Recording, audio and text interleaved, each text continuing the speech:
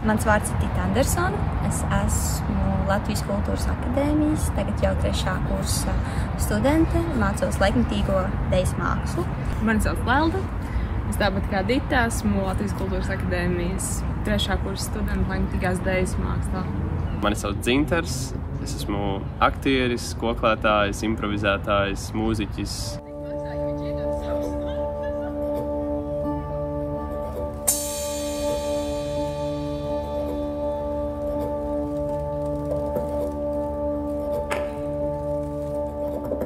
Šodien tika rādīta performance Elpot dziļi. Šis darbs tika adaptēts gan ārai, gan arī ar jaunu mūziķi mums.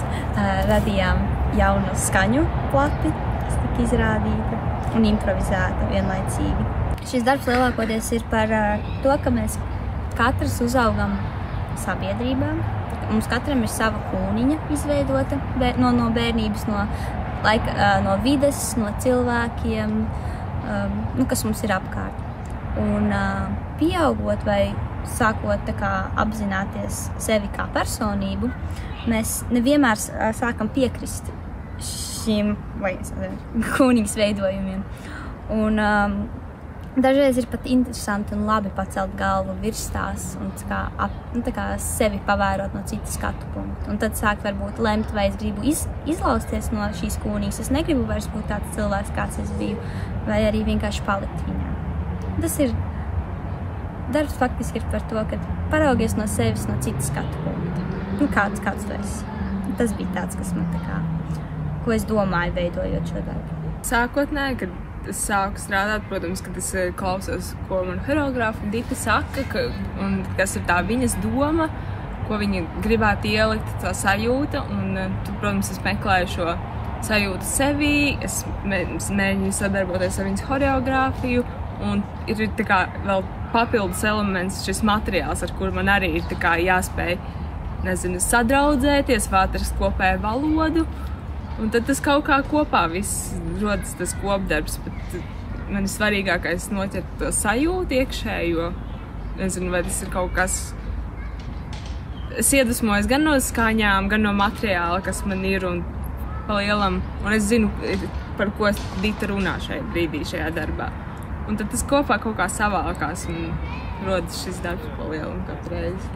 Man bija arī uzdevums, man bija noteikti teksti un vārdi, ar ko spēlēties, kur nebija obligāti, bet tas viss apakšā tur gāja un man liekas, baigi interesanti tāds. It kā tas neuzspiest, jo tas teksts nav tagad tāds tagad, bet tā viņš ir starp citu un lai arī nav skatītājiem iebāzts ar karotīti mutītē, ka pat šis ir par šo, bet lai liek apdomāties, kāpēc tur tā teica vai kāpēc tur tā kustās. Man liekas, baigi interesanti. Šodien bija ļoti patīkami izpildīt, jo bija sajūta, ka tev ir brīva telpa, kur tu vari kaut ko varbūt eksperimentēt, atrast kaut kādas jaunas garšas, izmēģināt kaut ko jaunu. Bija brīva telpa šim, jo ir jauna mūzika, ir jauna telpa un vide, un man liekas, tas ir ļoti patīkami, ka katru reizi tu vari atrast kaut ko jaunu savā izpildījumā. Es iedvesmojos no dejošanas, iedvesmojos no horeogrāfas signāliem, taisīju mūziku un man liekas, ka mums kopā iznāca diezgan forši. Man liekas, ka daba deva to. Tā kā izkārtojums. Es sēdēju un skatījos un man ļoti patika, ka te ir tas norobežojums, bet tad tu redzi visu zaļu. Un ēnas krīt un arī, protams, mūzika arī pati par sevi. Viņa tādu... Un laiks labs arī. Jā, laiks arī. Kad jau nav iespējams izpildīt vienu to pašu, bet man liekas, šim darbam ir tieši tā specifika, ka viņš nekad nav. Viņš varbūt ir līdzīgs, bet viņš nekad nav tāds pats, kāds viņš bija. Viņš nekad nebūs vienāds, jo gan materiāls, gan apkārtējie apstākļi ļoti iedarbojas, bet man liekas, tas arī rada to burvību tajā visā.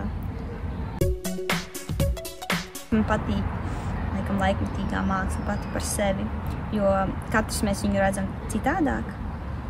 Un tas rada tādu ļoti interesantu sarunu starp cilvēkiem vienmēr. Jo tad, kad tu ej uz, piemēram, klasisko mākslu, tam līdzīgi, tur jau tev pasaka priekšā daudz ko. Un man ļoti patīk, ka šeit nav tā.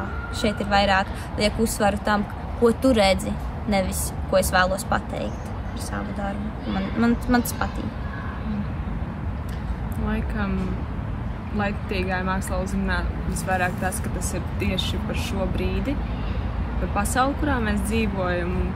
Varbūt brīžiem mēs viņu nelīdz galam saprotam, jo bieži vien ir vieglāk paskatīties uz kaut kādu laika periodu atpakaļ, un kad tev ir tā kopējā bilde, un tu saproti, ka jā, šādas notikuma secība, un tāpēc notika tas, un varbūt brīžiem mēs neredzam, jo mēs esam pārāk tuvu tam. Bet, jā, ka tas ir par šo brīdi un par tagadni. Par cilvēkiem un par pasauli, kurā mēs šobrīd dzīvojam. Jā, laikmatīgā māksla man iedvesmo,